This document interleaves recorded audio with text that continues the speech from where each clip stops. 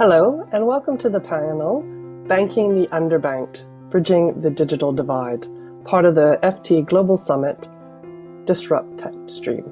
The way I look at this situation is I bucket these challenges under two buckets. Bucket which traditional banks are quite facing and which fintechs have come in to alleviate, and which fintechs and traditional banks are equally facing. For the first bucket, I think the biggest one was definitely access. For a long time, traditional banks were reliant on a geographic network that was mainly branches to access and provide services under certain geographies and timings. And the other one, which was the main, to me, important part about bringing on board people towards the banking services, which was KYC, which, I think fintechs, more than traditional banks, have done a great job in bringing forward by providing digital means, especially digital identities and digital KYC, to tackle this problem.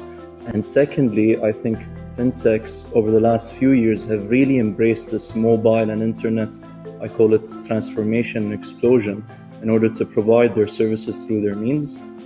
And then the third, to me, biggest problem that traditional banks face, which fintechs I feel have alleviated quite a bit for this segment, is the customer experience that the traditional banks offered to these customers, which was completely not suitable to their needs.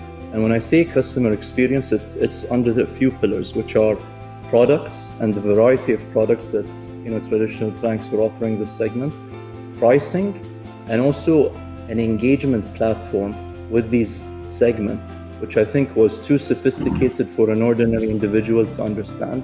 And if you look at what fintech have done, have really provided services and products that are sustainable and effective when it comes to the segment. So I think you mentioned in your introduction about credit cards. I don't think some of this segment requires a credit card, for example, with, let's say, benefits such as frequent flyer miles or cashbacks.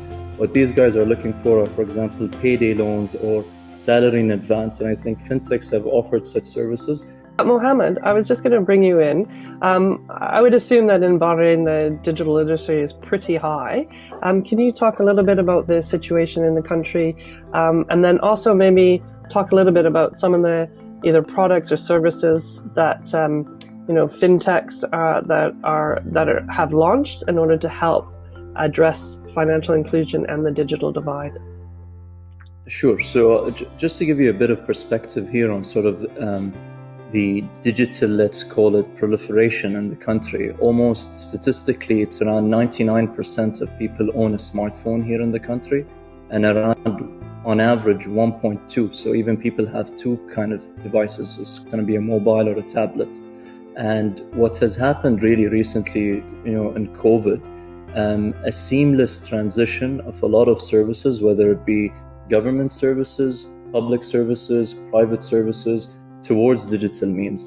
And I think just to add to what, sort of Diana and Andy kind of mentioned around marginalization, or has it spread the digital divide? I think what over here the private sector has done so effectively, and the government sector, they've partnered really well together to make sure that people were brought in within this digital transformation, not from the start of COVID, but a few years back.